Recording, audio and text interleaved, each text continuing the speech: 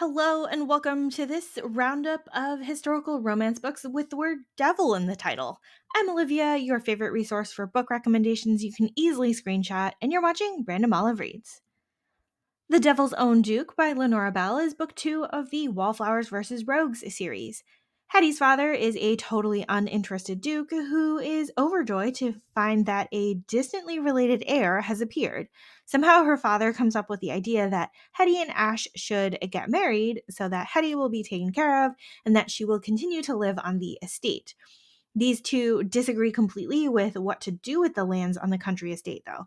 Hetty has plans for a vineyard and her winemaking, while Ash wants to start a horse breeding stable and operation. Even though these two are married early on in the story, it takes a while for them to truly trust each other. The Devil is a Marquess by Elisa Braden is book 4 of the Rescued from Ruin series. Wealthy heiress Charlotte has not had success in finding a husband in her many London seasons, so her father decides to select Benedict, the wastrel, impoverished Marquess, to be her husband. Benedict promises sobriety and fidelity to claim his payout after 1 year. Charlotte goes along with the marriage, but really has plans to take half of the dowry herself in a year and establish her own independence. Somehow these two are stuck together in some rundown country estate and they need to fix it up. So they start a tentative friendship. And once Benedict stops being a drunkard and actually works hard at his land, we get to see a really nice slow burn romance develop. The Devil in Her Bed by Kerrigan Byrne is book 3 of the Devil You Know series. We start with a tragic prologue here telling us about the Montclair massacre, where the entire household was slaughtered and burned.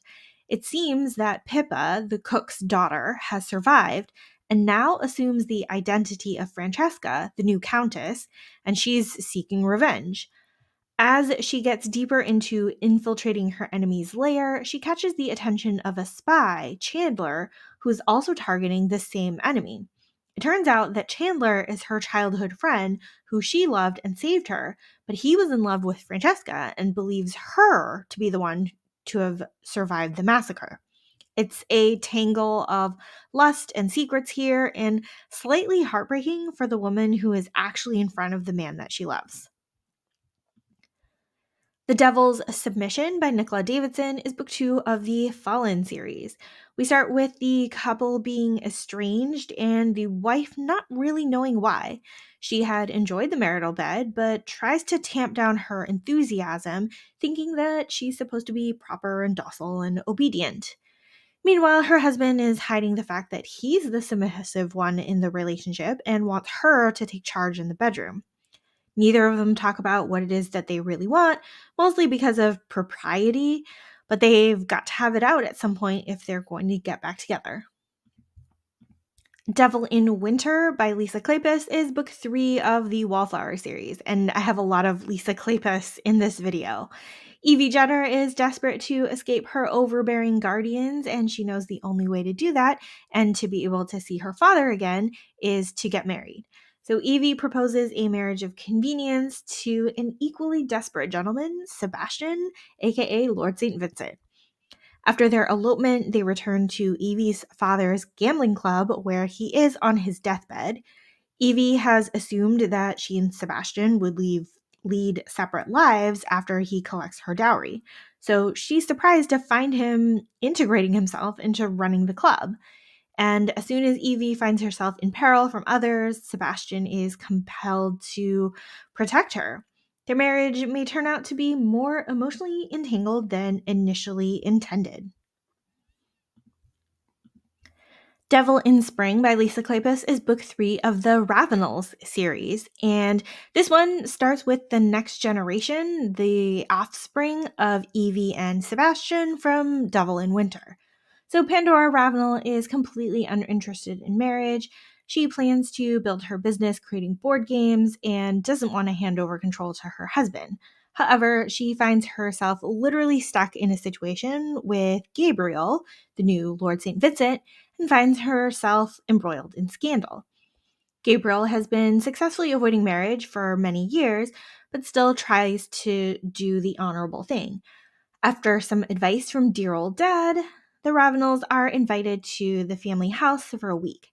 As Gabriel and Pandora get to know each other, he finds her charmingly irresistible, and she finds herself torn between wanting him and also keeping her independence. I loved how Pandora is outspoken and she speaks plainly and directly, leaving no room for interpretation or misinterpretation of what she wants. Devil's Daughter by Lisa Kleypas is book 5 of the Ravenel series. Phoebe and her entire family are at the Ravenel estate for the wedding of her brother Gabriel to Pandora. Phoebe is just coming out of mourning for her late husband and childhood sweetheart, and she encounters West Ravenel, who was her late husband's childhood bully. However, West has matured. He's no longer the bullying oaf. As the estate manager, West gives a tour of the farms to Phoebe, her son, and Phoebe's father. Since Justin, Phoebe's son, is set to run his own estate when he comes of age, it would benefit Phoebe to learn about land management. She grows closer to West in learning all these things, but he believes he's not good enough for her. It's nice to see our beloved Sebastian continuing to be an awesome dad here. Devil in Disguise by Lisa Kleypas is book 7 of the Ravenel series. Merritt Sterling is the daughter of Lillian and Marcus, who are a couple from a different book in the Wallflower series, now all grown up, widowed, and running the shipping business that her late husband left behind. Somehow she meets Keir McCrae, who is a Scottish whiskey distiller trying to sell his product. Well, they meet, they hit it off, they tryst, but somehow Keir is the target for harm, so at some point he is attacked and loses his memory and needs Merritt to take care of him. There's an ongoing joke here about him being as handsome as a certain famous duke that we all know and love, aka Sebastian. So there is some sort of connection that needs to be uncovered somehow throughout this book.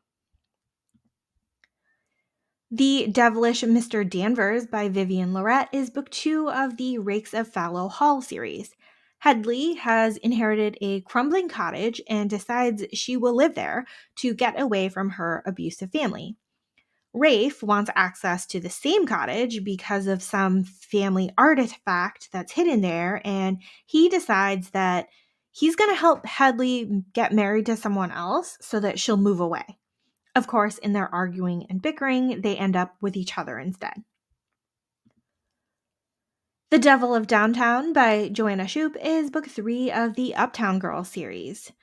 We have the youngest sister, Justine, spending time with an unsuitable man.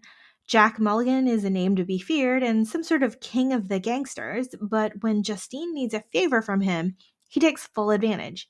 He makes it a point to be seen in public with her and set up potential business connections based on her pristine reputation. Of course, in the meantime, he's actually really sweet to her. This is a pretty straightforward opposites attract, social class difference romance. And finally, The Devil and the Heiress by Harper St. George is book 2 of the Gilded Age Heiresses series. We have Violet and Christian in a road trip escape from a suitor that Violet's parents have selected for her. Believing that she's finally safe from her parents' meddling now that her sister has gotten married to a duke, Violet is caught off guard when she realizes that her father agreed to a match with a viscount. She plans to run away, and she's aided by an Earl Christian who has his own designs on her and hopes to force a marriage when they're caught together. Of course, during the trip, these two actually talk and get to know each other, so Christian starts to feel guilty for his planned betrayal. Violet is also opening up to the idea of marriage since she feels so connected to Christian. In the background, though, Violet is working on writing a novel and has based her main hero on Christian without him realizing it. This book here has all of the calamities that you would expect in a road trip novel, plus the added dread of uncovering Christian's deception. We also start to introduce the pairing of Violet's brother with another one of her friends as they chase after the runaway pair. Thank you so much for watching this video. Links to all of the books are in the description box. Like and subscribe so you don't miss future videos, and you can follow me on Instagram at randomolive.